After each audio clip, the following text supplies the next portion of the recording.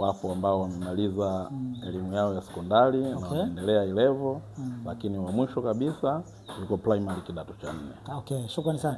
Na umesema kwamba kuzaliwa kwako, kukua kwako hadi mambo yako ya siasa umeyafanyia Ilala, maeneo ya Mchikichini. Kipi sasa ambacho kilikusukuma zaidi hadi kusogea sasa kidogo pembezoni mwa mji wa Dar es Salaam ambao ni Pugu? Kama ambavyo nimetangulia kusema, nimezaliwa Ilala Kota, lakini nikaishi kata ya Ilala. Hizo ni kata mbili tofauti. Kata ya Mchikichini ambayo sasa diwani yuko ndugu yangu Sheta. Baba Nuruddin. Sio Baba Nuruddin, yeye anaitwa Baba Kaila. Baba Kaila. Lakini baada ya hapo mwaka 1999 ile barabara unayoona inapita pale Kawawa Road. Kuna nyumba pale zilibomolewa.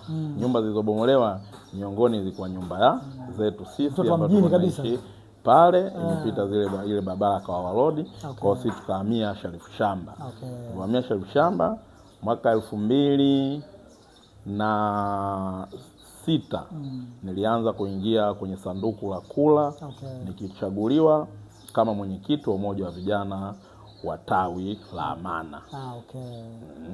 Na kuna nafasi gani zingine labda mbalimbali ambazo ushawahi kuzishika au kushiriki kwa namna moja au nyingine kupitia chama tawala cha CCM? Mwaka 2006 nimesema nilichaguliwa kwa mwenyekiti wa umoja wa vijana wa tawi. Lakini mwaka 2000 tukaja kufanya uchaguzi, huo ulikuwa uchaguzi mdogo, tukafanya uchaguzi wa chama mwaka 2008, nikachaguliwa tena kuwa mwenyekiti wa umoja wa vijana wa tawi. Baadaye nikachaguliwa kuwa mjumbe wa halmashauri kuu ya CCM ya kata ya Ilala. Mwaka 2012 nikachaguliwa kuwa katibu wa CCM wa tawi.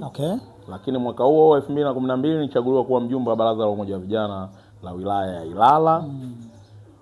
Baada ya hapo mwaka 2012 hiyo nilichaguliwa kuwa mjumbe wa baraza la vijana wa mkoa wa Dar es Salaam.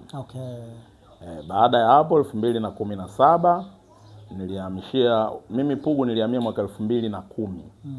Lakini kisiasa rasmi nilihamia 2017. Nafasi yangu ya kwanza kuchaguliwa katika kata hii ya Pugu ilikuwa mjumbe wa mkutano mkuu wa CCM wa mkoa wa Dar es Salaam.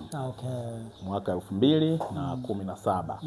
Lakini ilipofika 2020 niliomba ridhaa ya chama chetu kwa diwani wa kata hii ya Pugu.